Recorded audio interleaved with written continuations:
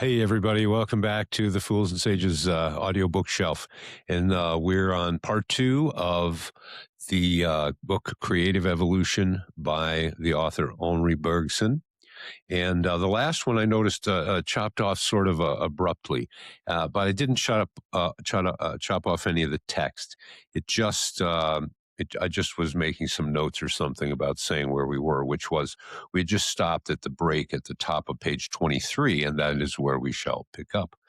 Um, he had finished by asking the question about he was talking about consciousness and this continuity of change and how the present moment always brings the past with it, and so it's always creating anew. And so he finishes that paragraph with a question: can we go further and say that life, like conscious activity, is invention, is unceasing creation? It does not enter into our plan to set down here the proofs of transformism. We wish only to explain in a word or two why we shall accept it in the present work as a sufficiently exact and precise expression of the facts actually known. The idea of transformism is already in germ in the natural classification of organized beings. The naturalist, in fact, brings together the organisms that are like each other, then divides the group into subgroups within which the likeness is still greater, and so on. All through the operation, the characters of the group appear as general themes on which each of the subgroups performs its particular variation. Now, such is just the relation we find in the animal and in the vegetable world between the generator and the generated. On the canvas which the ancestor passes on and which his descendants possess in common, each puts his own original embroidery. True, the differences between the descendant and the ancestor are slight, and it may be asked whether the same living matter presents enough plasticity to take in turn such different forms as those of a fish, a reptile, and a bird. But to this question, observation gives a peremptory answer. It shows that up to a certain period in its development, the embryo of the bird is hardly distinguishable from that of the reptile, and that the individual develops throughout the embryonic life in general a series of transformations comparable to those through which, according to the theory of evolution, one species passes into another. This is called ontogeny recapitulating phylogeny, which is not in the text.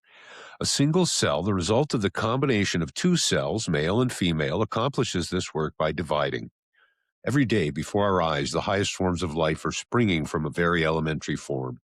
Experience then shows that the most complex has been able to issue from the most simple by way of evolution. Now, has it arisen so as a matter of fact? Paleontology, in spite of the insufficiency of its evidence, invites us to believe it has, for where it makes out the order of succession of species with any precision, this order is just what considerations drawn from embryogeny and comparative anatomy would lead anyone to suppose. And each new paleontological discovery brings transformism a new confirmation. Thus, the proof drawn from mere observation is ever being strengthened, while on the other hand, experiment is removing the objections one by one. The recent experiments of H. de Vries, for instance, by showing that important variations can be produced suddenly and transmitted regularly, have overthrown some of the greatest difficulties raised by the theory. They have enabled us greatly to shorten the time biological evolution seems to demand. They also render us less exacting towards paleontology. So that, all things considered, the transformist hypothesis looks more and more like a close approximation to the truth.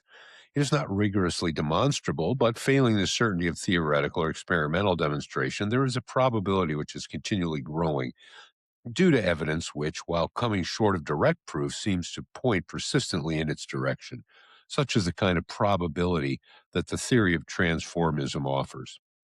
Let us admit, however, that transformism may be wrong. Let us suppose that species are proved by inference or by experiment to have arisen by a discontinuous process of which today we have no idea. Would the doctrine be affected insofar as it has a special interest or importance for us? Classification would probably remain in its broad lines. The actual data of embryology would also remain. The correspondence between comparative embryogeny and comparative anatomy would remain too. Therefore, biology could and would continue to establish between living forms the same relations and the same kinship as transformism supposes today. It would be true, it is true, an ideal kinship and no longer a material affiliation. But as the actual data of paleontology would also remain, we should still have to admit that it is successively, not simultaneously, that the forms between which we find an ideal kinship have appeared. Now, the evolutionist theory, so far as it has any importance for philosophy, requires no more. It consists, above all, in establishing relations of ideal kinship and in maintaining that wherever there is this relation of, so to speak, logical affiliation between forms, there is also a relation of chronological succession between the species in which these forms are materialized. Both arguments would hold in any case, and hence an evolution somewhere would still have to be supposed, whether in a creative thought in which the ideas of the different species are generated by each other exactly as transformism holds that species themselves are generated on the earth, or in a plan of vital organization immanent in nature, which gradually works itself out, in which the relations of logical and chronological affiliation between pure forms are just those which transformism presents as relations of real affiliation between living individuals, or, finally, in some unknown cause of life which develops its effects as if they generated one another. Evolution would then simply have been transposed, made to pass from the visible to the invisible. Almost all that transformism tells us today would be preserved, open to interpretation in another way. Will it not therefore be better to stick to the letter of transformism as almost all scientists profess it? Apart from the question to what extent the theory of evolution describes the facts and to what extent it symbolizes them, there's nothing in it that is irreconcilable with the doctrines it is claimed to replace, even with that of special creations to which it is usually opposed. For this reason, we think the language of transformism forces itself now upon all philosophy as the dogmatic affirmation of transformism forces itself upon science. But then we must no longer speak of life in general as an abstraction or as a mere heading under which all living things are inscribed. At a certain moment, in certain points of space, a visible current has taken rise. This current of life, traversing the bodies it has organized one after another, passing from generation to generation, has become divided amongst species and distributed amongst individuals without losing anything of its force, rather intensifying in proportion to its advance. It is well known that on the theory of the continuity of the germ plasm, maintained by Weissman, the sexual elements of the generating organism pass on their properties directly to the sexual elements of the organism engendered. In this extreme form, the theory has seemed debatable, for it's only in exceptional cases that there are any signs of sexual glands at the time of segmentation of the fertilized egg. But though the cells that engender the sexual elements do not generally appear at the beginning of the embryonic life, it is nonetheless true that they are always formed out of those tissues of the embryo which have not undergone any particular functional differentiation and whose cells are made of unmodified protoplasm. In other words, the genetic power of the fertilized ovum weakens the more it is spread over the growing mass of the tissues of the embryo. But while it is being thus diluted, it is concentrating anew something of itself on a certain special point, to wit, the cells, from which the ova or spermatozoa will develop. It might therefore be said that, though the germ plasm is not continuous, there is at least continuity of genetic energy, this energy being expended only at certain instants for just enough time to give the requisite impulsion to the embryonic life, and being recouped as soon as possible in new sexual elements, in which, again, it bides its time. Regarded from this point of view, life is like a current passing from germ to germ through the medium of a developed organism. It is as if the organism itself were only an excrescence, a bud caused to sprout by the former germ endeavoring to continue itself in a new germ. The essential thing is the continuous progress, indefinitely pursued, and invisible progress on which each visible organism rides during the short interval of time given it to live. Now, the more we fix our attention on this continuity of life, the more we see that organic evolution resembles the evolution of a consciousness in which the past presses against the present and causes the upspringing of a new form of consciousness, incommensurable with its antecedents. That the appearance of a vegetable or animal species is due to specific causes, nobody will gainsay. But this can only mean that if, after the fact, we could know these causes in detail, we could explain them by the form it has been produced. Foreseeing the form is out of the question. It may perhaps be said that the form could be foreseen if we could know in all their details the conditions under which it will be produced. But these conditions are built up into it and are part and parcel of its being. They're peculiar to that phase of its history in which life finds itself at the moment of producing the form. How could we know beforehand a situation that is unique to its kind, that has never yet occurred and will never occur again? Of the future, only that is foreseen which is like the past or can be made up again with elements like those of the past. Such is the case with astronomical, physical, and chemical facts, with all facts which form part of a system in which elements supposed to be unchanging are merely put together, in which the only changes are changes of position, in which there is no theoretical absurdity in imagining that things are restored to their place, in which consequently the same total phenomena, or at least the same elementary phenomena, can be repeated. But an original situation which imparts something of its own originality to its elements, that is to say, to the partial views that are taken of it, how can such a situation be pictured as given before it is actually produced? All that can be said is that once produced, it will be explained by the elements that analysis will then carve out of it.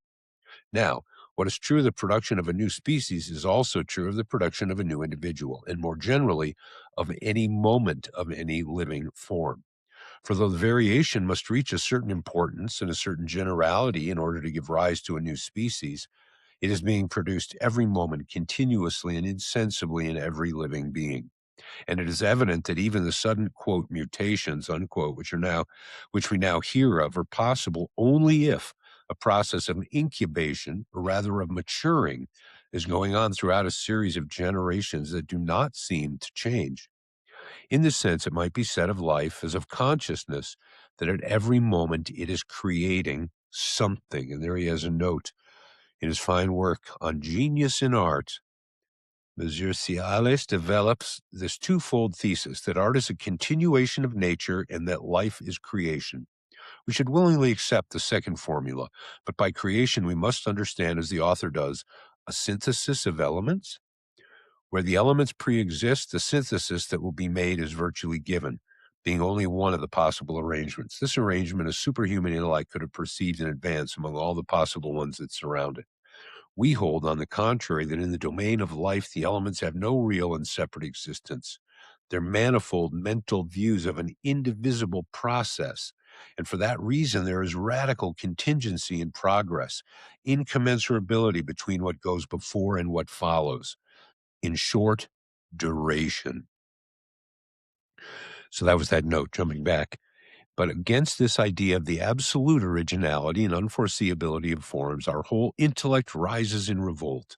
The essential function of our intellect, as the evolution of life has fashioned it, is to be a light for our conduct, to make ready for our action on things, to foresee for a given situation the events, favorable or unfavorable, which may follow thereupon.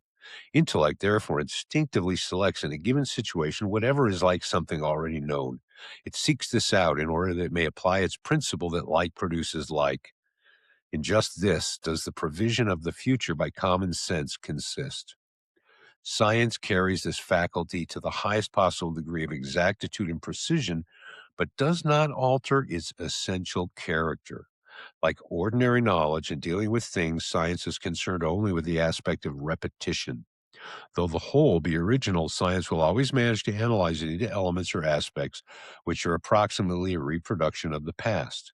Science can only work on what is supposed to repeat itself, that is to say, on what is withdrawn by hypothesis from the action of real time. Anything that is irreducible and irreversible in the successive moments of a history eludes science. To get a notion of this irreducibility and irreversibility, we must break with scientific habits which are adapted to the fundamental requirements of thought. We must do violence to the mind, go counter to the natural bent of the intellect. But that is just the function of philosophy. In vain, therefore, does life evolve before our eyes as a continuous creation of unforeseeable form. The idea always persists that form, unforeseeability, and continuity are mere appearance, the outward reflection of our own ignorance. What is presented to the senses as a continuous history would break up, we are told, into a series of successive states. Quote, what gives you the impression of an original state resolves upon analysis into elementary facts, each of which is the repetition of a fact already known. What you call an unforeseeable form is only a new arrangement of old elements. The elementary causes, which in their totality have determined this arrangement, are themselves old causes repeated in a new order. Knowledge of the elements and of the elementary causes would have made it possible to foretell the living form, which is the sum of their resultant and their resultant. When we've resolved the biological aspect of phenomena into physico-chemical factors, we will leap, if necessary, over physics and chemistry themselves. We will go from masses to molecules, from molecules to atoms, from atoms to corpuscles. We must indeed at last come to something that can be treated as a kind of solar system astronomically. If you deny it, you oppose the very principle of scientific mechanism, and you arbitrarily affirm that living matter is not made of the same elements as other matter, unquote. That was all him quoting what the scientific materialist viewpoint claims. We reply that we do not question the fundamental identity of inert matter and organized matter. The only question is whether the natural systems, which we call living beings, must be assimilated to the artificial systems that science cuts out with inert matter, or whether they must not rather be compared to that natural system, which is the whole of the universe. That life is a kind of mechanism, I cordially agree, but is it the mechanism of parts artificially isolated within the whole of the universe? Or is it the mechanism of the real whole? The real whole might well be, we conceive, an indivisible continuity. The systems we cut out within it would, properly speaking, not then be parts at all. They would be partial views of the whole. And with these partial views put end to end, you will not make even a beginning of the reconstruction of the whole, any more than by multiplying photographs of an object in 1,000 different aspects, you will reproduce the object itself. So of life and of the physico-chemical phenomena to which you endeavor to reduce it, analysis will undoubtedly resolve the process of organic creation into an ever-growing number of physico-chemical phenomena, and chemists and physicists will have to do, of course, with nothing but these. But it does not follow that chemistry and physics will ever give us the key to life. A very small element of a curve is very near being a straight line, and the smaller it is, the nearer. In the limit, it may be termed a part of the curve or a part of the straight line, as you please, for in it, each of its points, a curve coincides with its tangent. So likewise, vitality is tangent at any and every point to physical and chemical forces. But such points are, as a fact, only views taken by a mind which imagines stops at various moments of the movement that generates the curve. In reality, life is no more made of physico-chemical elements than a curve is composed of straight lines. In a general way, the most radical progress a science can achieve is the working of the completed results into a new scheme of the whole, by relation to which they become instantaneous and motionless views taken at intervals along the continuity of a movement. Such, for example, is the relation of modern to ancient geometry. The latter, purely static, worked with figures drawn once for all. The former studies the varying of a function, that is, the continuous movement by which the figure is described. No doubt, for greater strictness, all considerations of motion may be eliminated from mathematical processes, but the introduction of motion into the genesis of figures is nevertheless the origin of modern mathematics. We believe that if biology could ever get as close to its object as mathematics does to its own, it would become to the physics and chemistry of organized bodies what the mathematics of the moderns has proved to be in relation to ancient geometry. The wholly superficial displacement of masses in molecules studied in physics and chemistry would become, by relation to that inner vital movement, which is transformation and not translation, what the position of a moving object is to the movement of that object in space. And so far as we can see, the procedure by which we should then pass from the definition of a certain vital action to the system of physico-chemical facts which it implies would be like passing from the function to its derivative, from the equation of the curve i.e., the law of the continuous movement by which the curve is generated, to the equation of the tangent, giving its instantaneous direction. Such a science would be a mechanics of transformation, of which our mechanics of translation would become a particular case, a simplification, a projection on the plane of pure quantity. And just as an infinity of functions have the same differential, these functions differing from each other by a constant, so perhaps the integration of the physical chemical elements of properly vital action might determine that action only in part. A part would be left to indetermination. But such an integration can be no more than dreamed of. We do not pretend that the dream will ever be realized. We are only trying, by carrying a certain comparison as far as possible, to show up to what point our theory goes along with pure mechanism and where they part company. Imitation of the living by the unorganized may, however, go a good way. Not only does chemistry make organic synthesis, but we've succeeded in reproducing artificially the external appearance of certain facts of organization, such as indirect cell division and protoplasmic circulation. It's well known that the protoplasm of the cell affects various movements within its envelope. On the other hand, indirect cell division is the outcome of very complex operations, some involving the nucleus and others the cytoplasm. These latter commence by the doubling of the centrosome, a small spherical body alongside the nucleus. The two centrosomes thus obtained draw apart, attract the broken and doubled ends of the filament of which the original nucleus mainly consisted, and join them to form two fresh nuclei about which the two new cells are constructed, which will succeed the first. Now, in their broad lines and in their external appearance, some at least of these operations have been successfully imitated. If some sugar or table salt is pulverized and some very old oil is added and a drop of the mixture is observed under a microscope, a froth of alveolar structure is seen whose configuration is like that of protoplasm, according to certain theories, and in which movements take place which are decidedly like those of protoplasmic circulation. If in a froth of the same kind the air is extracted from an alveolus, a cone of attraction is seen to form, like those about the centrosomes, which result in division of the nucleus. Even the external motions of a unicellular organism, of an amoeba at any rate, are sometimes explained mechanically. The displacements of an amoeba in a drop of water would be compared to the motion to and fro of a grain of dust in a drafting room. Its mass is all the time absorbing certain soluble matters contained in the surrounding water and giving back to it certain others. These continual exchanges, like those between two vessels separated by a porous partition, would create an ever-changing vortex around the little organism. As for the temporary prolongations or pseudopodia, which the amoeba seems to make, they would not be so much given out by it as attracted from it by a kind of inhalation or suction of the surrounding medium. In the same way, we may perhaps come to explain the more complex movements which the infusorian makes with its vibratory cilia, which moreover are probably only fixed pseudopodia. But scientists are far from agreed on the value of explanations and schemas of this sort. Chemists have pointed out that even in the organic, not to go so far as the organized, science has reconstructed hitherto nothing but waste products of vital activity. The peculiarly active plastic substances obstinately defy synthesis.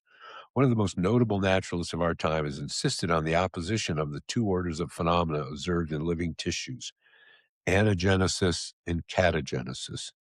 The role of the anagenetic energies is to raise the inferior energies to their own level by assimilating inorganic substances. They construct tissues. On the other hand, the actual functioning of life, excepting, of course, assimilation, growth, and reproduction, is of the catagenetic order, exhibiting the fall, not the rise of energy. It is only with these facts of catagenic order that physical chemistry deals, that is, in short, with the dead and not with the living. The other kind of facts certainly seem to defy physical chemical analysis, even if they're not anatogetic in the proper sense of the word. As for the artificial imitation of the outward appearance of protoplasm, should a real theoretic importance be attached to this when the question of the physical framework of protoplasm is not yet settled? We're still further from compounding protoplasm chemically. Finally, a physico-chemical explanation of the motions of the amoeba and a fortiori of the behavior of the infusoria seems impossible to many of those who've already closely observed these rudimentary organisms. Even in these humblest manifestations of life, they discover traces of an effective psychological activity. I'm going to put a note in here that this seems a little bit thick, but what he's really doing is referring to observations of natural science in a way to sort of refute the argument that all can be explained or reduced to mechanism. So that's what all this is about. And we'll kind of move through this, and he'll get more metaphysical here before too long. But instructive above all is the fact that the tendency to explain everything by physics and chemistry is discouraged rather than strengthened by deep study of histological phenomena. Such is the conclusion of the truly admirable book which the histologist E.B. Wilson has devoted to the development of the cell. Quote, "The study of the cell has on the whole seemed to widen rather than narrow the enormous gap that separates even the lowest forms of life from the inorganic world." So chemistry and physics are not close to explaining life, in other words. To sum up, those who are concerned only with the functional activity of the living system are inclined to believe that physics and chemistry will give us the key to biological processes. They have chiefly to do, as a fact, with phenomena that are repeated continually in the living being in a chemical retort. This explains in some measure the mechanistic tendencies of physiology. On the contrary, those whose attention is concentrated on the minute structure of living tissues, on their genesis and evolution, histologists and embryogenesis on the other hand, naturalists on the other, are interested in the retort itself, not merely the contents. They find that this retort creates its own form through a unique series of acts that really constitute a history. So here he's talking about a chemical retort, my note again, which is, like a beaker that you would be putting things in. And so he says he's more interested in the thing that all these things get put into rather than the chemistry that's going on inside them. They're trying to explain everything by the chemistry going on inside. He wants to understand the history. Thus, histologists, embryogenicists, and naturalists believe far less readily than physiologists in the physico-chemical character of vital actions. Fact is, neither one nor the other of these two theories, neither that which affirms nor that which denies the possibility of chemically producing an elementary organism, can claim the authority of experiment. They're both unverifiable. The former because science has not yet advanced a step towards the chemical synthesis of a living substance. A second because there is no conceivable way of proving experimentally the impossibility of a fact. But we've set forth the theoretical reasons which prevent us from likening the living being, a system closed off by nature, to the systems which our science isolates. These reasons have less force, we acknowledge, in the case of a rudimentary organism like the amoeba, which hardly evolves at all. But they acquire more when we consider a complex organism which goes through a regular cycle of transformations. The more duration marks the living being with its imprint, the more obviously the organism differs from a mere mechanism over which duration glides without penetrating. And the demonstration has most force when it applies to the evolution of life as a whole, from its humblest origins to its highest forms, inasmuch as this evolution constitutes, through the unity and continuity of the animated matter which supports it, a single indivisible history. Thus viewed, the evolutionist hypothesis does not seem so closely akin to the mechanistic conception of life as is generally supposed to be. Of this mechanistic conception, we do not claim, of course, to furnish a mathematical and final refutation, but the refutation which we draw from the consideration of real time, and which is, in our opinion, the only refutation possible, becomes the more rigorous and cogent the more frankly the evolutionist hypothesis is assumed. We must dwell a good deal more on this point. But let us first show more clearly the notion of life to which we're leading up. The mechanistic explanations, we said, hold good for the systems that our thought artificially detaches from the whole. But of the whole itself and of the systems which within this whole seem to take after it, we cannot admit a priori that they are mechanically explicable, for then time would be useless and even unreal. The essence of mechanical explanation, in fact, is to regard the future and the past as calculable functions of the present, and thus to claim that all is given. On this hypothesis, past, present, and future would be open at a glance to a superhuman intellect capable of making the calculation. Indeed, the scientists who have believed in the universality and perfect objectivity of mechanical explanations have, consciously or unconsciously, acted on a hypothesis of this kind. Laplace formulated it with the greatest precision. Quote, an intellect which, at a given instant, knew all the forces with which nature is animated and the respective situations of the beings that compose nature, supposing the said intellect were vast enough to subject these data to analysis, would embrace the same formula, the motions of the greatest bodies in the universe and those of the slightest atom. Nothing would be uncertain for it, and the future, like the past, would be present to its eyes. Unquote. And Dubois-Reymond, quote, we can imagine the knowledge of nature arrived at a point where the universal process of the world might be represented by a single mathematical formula, by one immense system of simultaneous differential equations from which could be deduced for each moment the position, direction, and velocity of every atom in the world.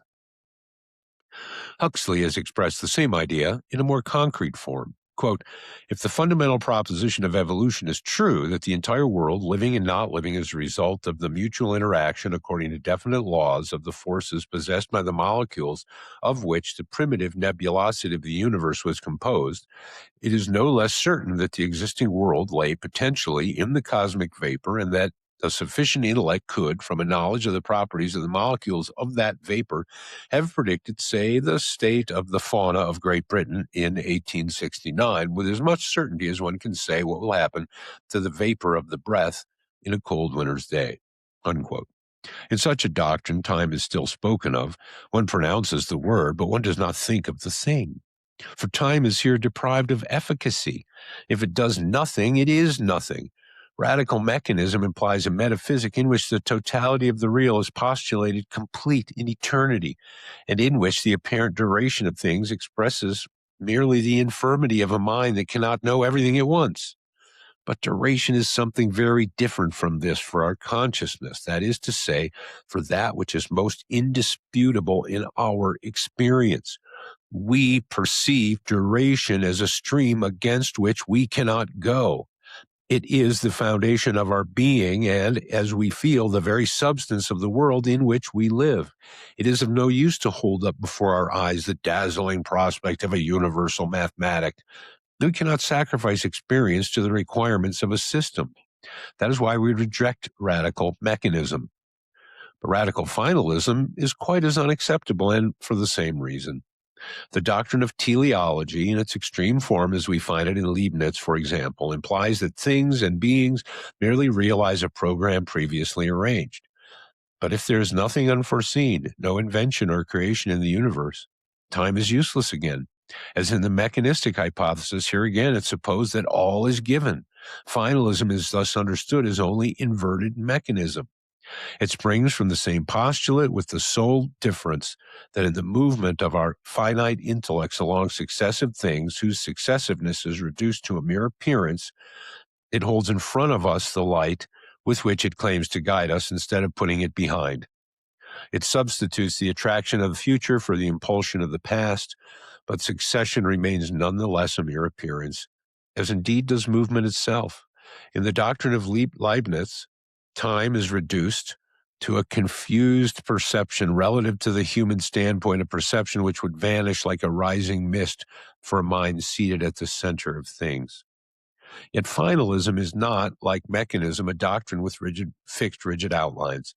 It admits of as many inflections as we like. The mechanistic philosophy is to be taken or left. It must be left at the least grain of dust by straying from the path foreseen by mechanics, should show the slightest trace of spontaneity. The doctrine of final causes, on the contrary, will never be definitively refuted. If one form of it be put aside, it'll take another. Its principle, which is essentially psychological, is very flexible.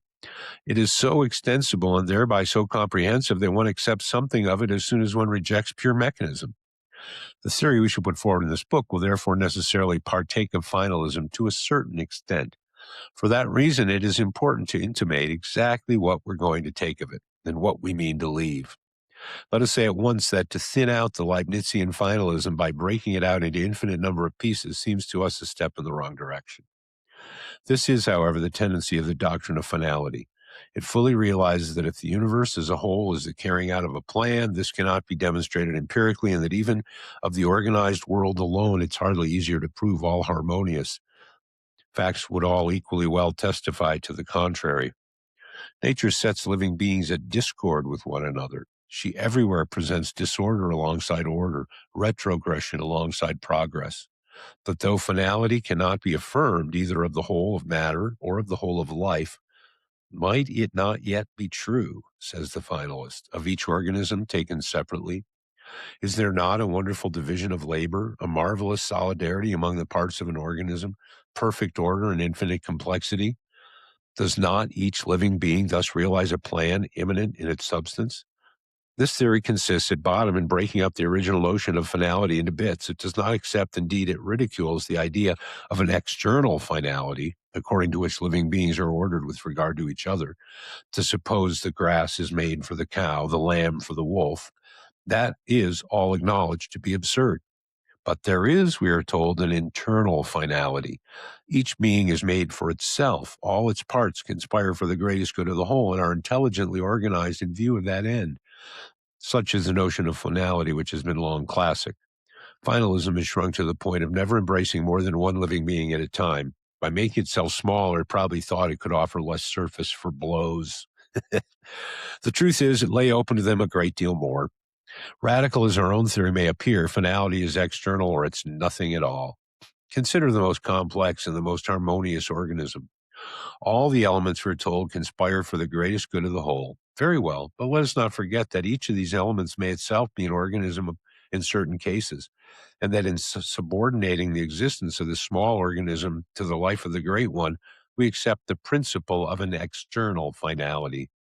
The idea of a finality that is always internal is therefore a self-destructive notion.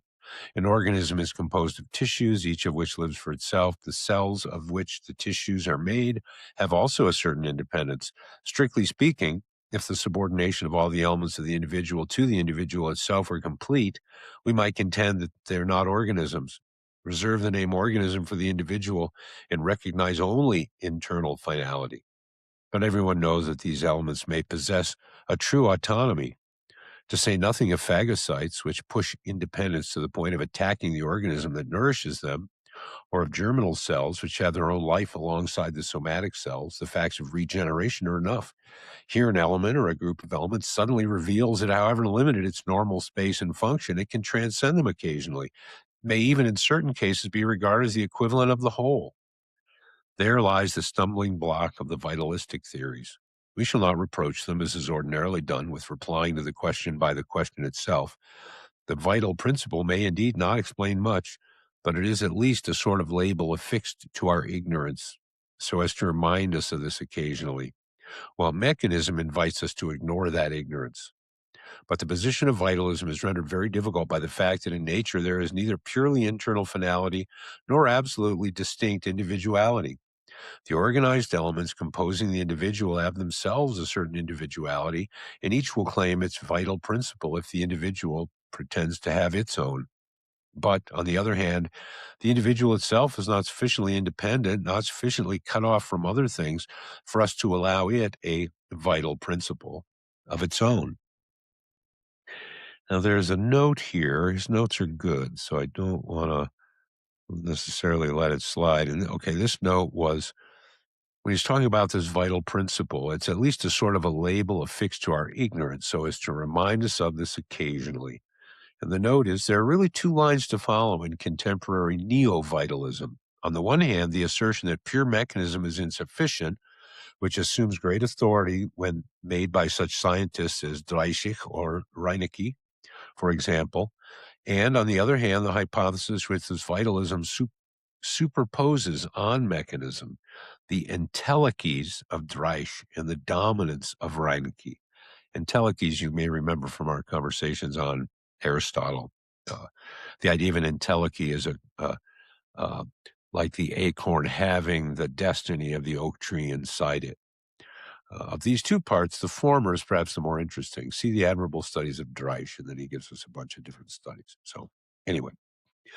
But on the other hand, the individual itself is not sufficiently independent for us to allow it to have a vital principle of its own. An organism such as a higher vertebrate is the most individuated of all organisms. Yet if we take into account that it is only the development of an ovum forming part of the body of its mother and of a spermatozoon belonging to the body of its father, that the egg, i.e., the ovum fertilized, is a connecting link between the two progenitors since it is common to their two substances, we shall realize that every individual organism, even that of a man, is merely a bud that is sprouted on the combined body of both its parents.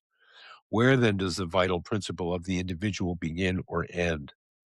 Gradually, we shall be carried further and further back, up to the individual's remotest ancestors. We shall find him solidary with each of them, solidary with that little mass of protoplasmic jelly, which is probably at the root of the genealogical tree of life. Being, to a certain extent, one with this primitive ancestor, he is also solidary with all that descends from the ancestor in divergent directions. In this sense, each individual may be said to remain united with the totality of living beings by invisible bonds. So it's of no use to try to restrict finality to the individuality of the living being. If there is finality in the world of life, it includes the whole of life in a single indivisible embrace. This life, common to all the living, undoubtedly presents many gaps and incoherences, and again, it is not so mathematically one that it cannot allow each being to become individualized to a certain degree, but it forms a single whole nonetheless, and we have to choose between the out-and-out negation of finality and the hypothesis which coordinates not only the parts of an organism with the organism itself, but also each living being with the collective whole of all others. Finality will not go down any easier for being taken as a powder. Either the hypotheses of a finality imminent in life should be rejected as a whole, or it must undergo a treatment very different from pulverization. The error of radical finalism, as also that of radical mechanism, is to extend too far the application of certain concepts that are natural to our intellect. Originally, we think only in order to act. Our intellect has been cast in the mold of action. Speculation is a luxury while action is a necessity. Now, in order to act, we begin by proposing an end. We make a plan, then we go on to the detail of the mechanism which will bring it to pass. This latter operation is possible only if we know what we can reckon on. We must therefore have managed to extract resemblances from nature which enable us to anticipate the future. Thus, we must consciously or unconsciously have made use of the law of causality. Moreover, more sharply, the idea of efficient causality is defined in our mind, the more it takes the form of a mechanical causality. And this scheme, in its turn, is the more mathematical according as it expresses a more rigorous necessity. That is why we have only to follow the bent of our mind to become mathematicians. But on the other hand, this natural mathematics is only the rigid unconscious skeleton beneath our conscious supple habit of linking the same causes to the same effects. And the usual object of this habit is to guide actions inspired by intentions, or what comes to the same, to direct movements, combined with a view to reproducing a pattern. We are born artisans as we are born geometricians, and indeed we are geometricians only because we are artisans. Thus, the human intellect, inasmuch as it is fashioned for the needs of human action, is an intellect which proceeds at the same time by intention and by calculation, by adapting means to ends and by thinking out mechanisms of more and more geometrical form. Whether nature be conceived as an immense machine regulated by mathematical laws or as the realization of a plan, these two ways of regarding it are only the consummation of two tendencies of mind which are complementary to each other and which have their origin in the same vital necessities. For that reason, radical finalism is very near radical mechanism on many points. Both doctrines are reluctant to see in the course of things generally, or even simply in the development of life, an unforeseeable creation of form. In considering reality, mechanism regards only the aspect of similarity or repetition.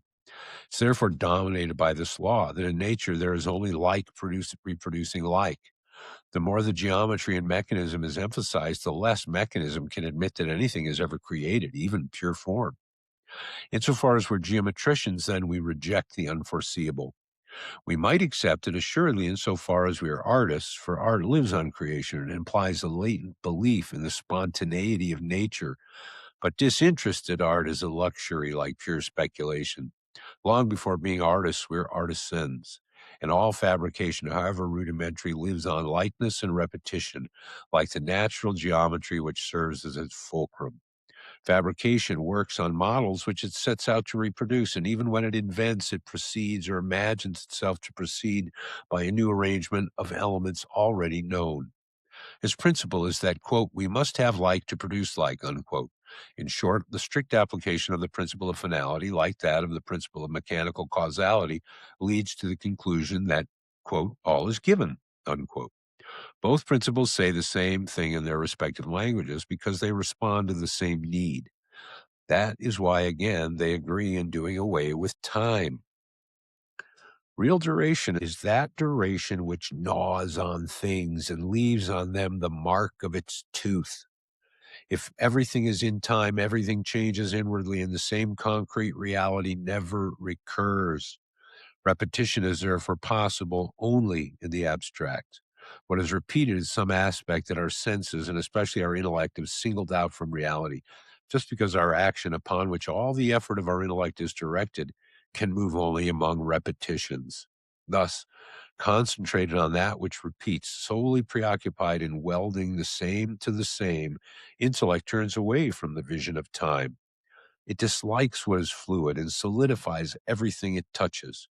We do not think real time, but we live it because life transcends intellect. The feeling we have of our evolution and of evolution of all things in pure duration is there, forming around the intellectual concept properly so called an indistinct fringe that fades off into darkness. Mechanism and finalism agree in taking account only of the bright nucleus shining in the center. They forget that this nucleus has been formed out of the rest by condensation, and that the whole must be used, the fluid as well as the more than the as well as and more than the condensed, in order to grasp the inner movement of life. Indeed, if the fringe exists, however delicate and indistinct, it should have more importance for philosophy than the bright nucleus it surrounds. For is its for it is its presence that enables us to affirm that the nucleus is a nucleus, that the pure intellect is a contraction by condensation of a more extensive power. And just because this vague intuition is of no help in directing our action on things, which action takes place exclusively on the surface of reality, we may presume that it is to be exercised not merely on the surface, but below. As soon as we go out of the encasings in which radical mechanism and radical finalism confine our thought, reality appears as a ceaseless upspringing of something new, which has no sooner arisen to make the present than it has already fallen back into the past. At this exact moment, it falls under the glance of the intellect, whose eyes are never turned to the rear. This is already the case with our inner life. For each of our acts, we shall easily find antecedents of which it may in some sort be said to be the mechanical resultant. And it may equally well be said that each action is the realization of an intention. In this sense, mechanism is everywhere and finality everywhere in the evolution of our conduct. But if our action be one that involves the whole of our person and is truly ours, it could not have been foreseen, even though its antecedents explain it when once it has been accomplished. And though it be the realizing of an intention, it differs as a present and new reality from the intention, which can never aim at anything but recommencing or rearranging the past. Mechanism and finalism are therefore here only external views of our conduct. They extract its intellectuality. But our conduct slips between them and extends much further. Once again, this does not mean that free action is capricious, unreasonable action. To behave according to caprice is to oscillate mechanically between two or more ready-made alternatives, and at length to settle on one of them. It is no real maturing of an internal state, no real evolution. It is merely, however paradoxical the assertion may seem, bending the will to imitate the mechanism of the intellect. A conduct that is truly our own, on the contrary, is that of a will which does not try to counterfeit intellect, and which, remaining itself, that is to say, evolving, ripens gradually into acts which the intellect will be able to resolve indefinitely into intelligible elements without ever reaching its goal.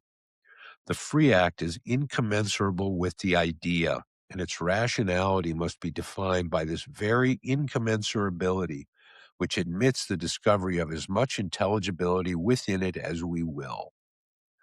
Such is the character of our own evolution, and such also, without doubt, that of the evolution of life. Our reason, incorrigibly presumptuous, imagines itself possessed by right of birth or by right of conquest, innate or acquired, of all the essential elements of the knowledge of truth. Even where it confesses that it does not know the object presented to it, it believes that its ignorance consists only in not knowing which one of its time-honored categories suits the new object. In what drawer ready to open shall we put it? In what garment already cut out shall we clothe it? Is it this or that or the other thing? And this, quote, and that, unquotes, and the other thing, he quotes, are always something already conceived, already known. The idea that for a new object we might have to create a new concept, perhaps a new method of thinking, is deeply repugnant to us. The history of philosophy is there, however, and shows us the eternal conflict of systems, the impossibility of satisfactorily getting the real into the ready-made garments of our ready-made concepts, the necessity of making to measure. But rather than go to this extremity, our reason prefers to announce once and for all with a proud modesty that it has to do only with the relative and that the absolute is not in its province. This preliminary declaration enables it to apply its habitual method of thought without any scruple, and thus, under pretense that it does not touch the absolute, to make absolute judgments upon everything.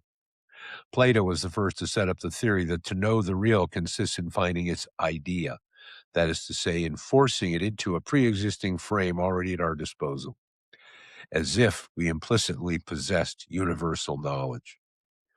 But this belief is natural to the human intellect, always engaged as it is in determining under what form or heading it shall catalog any new object. And it may be said that, in a certain sense, we're all born Platonists. Nowhere is the inadequacy of this method so obvious as in the theories of life. If, in evolving in the direction of vertebrates in general, of man and intellect in particular, life has had to abandon, by the way, many elements incompatible with this particular mode of organization and consign them, as we shall show, to other lines of development, it is the totality of these elements that we must find again and rejoin to the intellect proper in order to grasp the true nature of vital activity. And we shall probably be aided in this by the fringe of vague intuition that surrounds our distinct, that is, intellectual representation. For what can this useless fringe be, if not that part of the evolving principle which has not shrunk to the particular form of our organization, but has settled around it unasked for, unwanted? It is there, accordingly, that we must look for hints to expand the intellectual form of our thought. From there shall we derive the impetus necessary to lift us above ourselves. To form an idea of the whole of life cannot consist in combining simple ideas that have been left behind in us by life itself in the course of its evolution. How could the part be equivalent to the whole, the content to the container, a byproduct of the vital operation to the operation itself? Such, however, is our illusion when we define the evolution of life as a, quote, passage from the homogeneous to the heterogeneous, unquote, or by any other concept obtained by putting fragments of intellect side by side. We place ourselves in one of the points where evolution comes to a head, the principal one, no doubt, but not the only one. And there we do not even take all we find. For of the intellect we keep only one or two concepts by which it expresses itself. And it is this part of a part that we declare representative of the whole, of something indeed which goes beyond the concrete whole. I mean, of the evolution movement of which this, quote, whole is only the present stage. The truth is that to represent this, the entire intellect would not be too much, nay, it would not be enough. It would be necessary to add to it what we find in every other terminal point of evolution, and these diverse and divergent elements must be considered as so many extracts which are, or at least which were, in their humblest form, mutually complementary. Only then might we have an inkling of the real nature of the evolutionary movement. And even then we should fail to grasp it completely, for we should still be dealing only with the evolved, which is a result, and not with evolution itself, which is the act by which the result is obtained. Such is the philosophy of life to which we are leading up. It claims to transcend both mechanism and finalism, but, as we announced at the beginning, it is nearer to the second doctrine than the first. It will not be amiss to dwell on this point and show more precisely how far this philosophy of life resembles finalism and wherein it's different. Like radical finalism, although in a vaguer form, our philosophy represents the organized world as a harmonious whole. But this harmony is far from being as perfect as it has been claimed to be. It admits of much discord because each species, each individual even, retains only a certain impetus from the universal vital impulsion and tends to use this energy in its own interest. In this consists adaptation. The species and the individual thus think only of themselves, whence arises a possible conflict with other forms of life. Harmony, therefore, does not exist in fact. It exists rather in principle. I mean that the original impetus is a common impetus. And the higher we ascend the stream of life, the more do diverse tendencies appear complementary to each other. Thus, the wind at a street corner divides into diverging currents, which are all one and at the same gust. Harmony, or rather complementarity, is revealed only in the mass, in tendencies rather than in states, especially, and this is the point on which finalism has been most seriously mistaken, harmony is rather behind us than before. It is due to an identity of impulsion and not to a common aspiration. It would be futile to try to assign to life an end in the human sense of the word. To speak of an end is to think of a pre-existing model which has only to be realized. It is to suppose, therefore, that all is given and that the future can be read in the present. It is to believe that life in its movement in its entirety goes to work like our intellect, which is only a motionless and fragmentary view of life, and which naturally takes its stand outside of time. Life, on the contrary, progresses and endures in time. Of course, when once the road has been traveled, we can glance over it, mark its direction, note this in psychological terms, and speak as if there had been pursuit of an end. Thus shall we speak ourselves. But of the road which was going to be traveled, the human mind could have nothing to say. For the road has been created pari passu with the act of traveling over it, being nothing but the direction of this act itself. At every instant, then, evolution must admit of a psychological interpretation which is, from our point of view, the best interpretation. But this explanation has neither value nor even significance except retrospectively. Never could the finalistic interpretation, such as we propose it, be taken for an anticipation of the future. It is a particular mode of viewing the past in light of the present. In short, the classic conception of finality postulates at once too much and too little. It's both too wide and too narrow. In explaining life by intellect, it limits too much the meaning of life. Intellect, such as at least we find it in ourselves, has been fashioned by evolution during the course of progress. It is cut out of something larger, or rather, it is only the projection necessarily on a plane of a reality that possesses both relief and depth. It is this more comprehensive reality that true finalism ought to reconstruct, or rather, if possible, embrace in one view.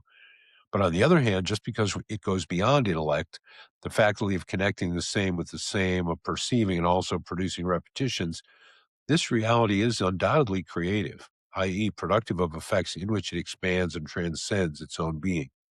These effects were therefore not given in advance, and so it could not take them for ends, although when once produced, they admit of a rational interpretation like that of the manufactured article that has reproduced a model. In short, the theory of final causes does not go far enough when it confines itself to ascribing some intelligence to nature, and it goes too far when it supposes a pre-existence of the future and the present in the form of idea. And the second theory, which sins by excess, is the outcome of the first, which sins by defect. In place of intellect proper must be substituted the more comprehensive reality of which intellect is only the contraction. The future then appears as expanding the present. It was not therefore contained in the present in the form of a represented end. And yet, once realized, it will explain the present as much as the present explains it, and even more. It must be viewed as an end as much as, and more than, a result. Our intellect has a right to consider the future abstractly from its habitual point of view, being itself an abstract view of the cause of its own being. It's true that the cause may then seem beyond our grasp. Already the finalist theory of life eludes all precise verification. What if we go beyond it in one of its directions?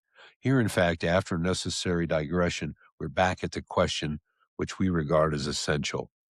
Can the insufficiency of mechanism be proved by facts? We said that if this demonstration is possible, it is on condition of frankly accepting the evolutionist hypothesis.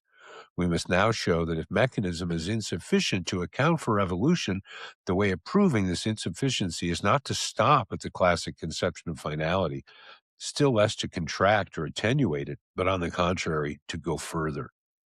Let us indicate at once the principle of our demonstration. We said of life that from its origin it is the continuation of one and the same impetus divided into divergent lines of evolution. Something is grown, something is developed by a series of additions which have been so many creations. This very development has brought about a dissociation of tendencies which were unable to grow beyond a certain point without becoming mutually incompatible. Strictly speaking, there is nothing to prevent our imagining that the evolution of life might have taken place in one single individual by means of a series of transformation spread over thousands of ages. Or instead of a single individual, any number might be supposed succeeding each other in a unilinear series. In both cases, evolution would have had, so to speak, one dimension only. But evolution has actually taken place through millions of individuals on divergent lines, each ending at a crossing from which new paths radiate, and so on indefinitely.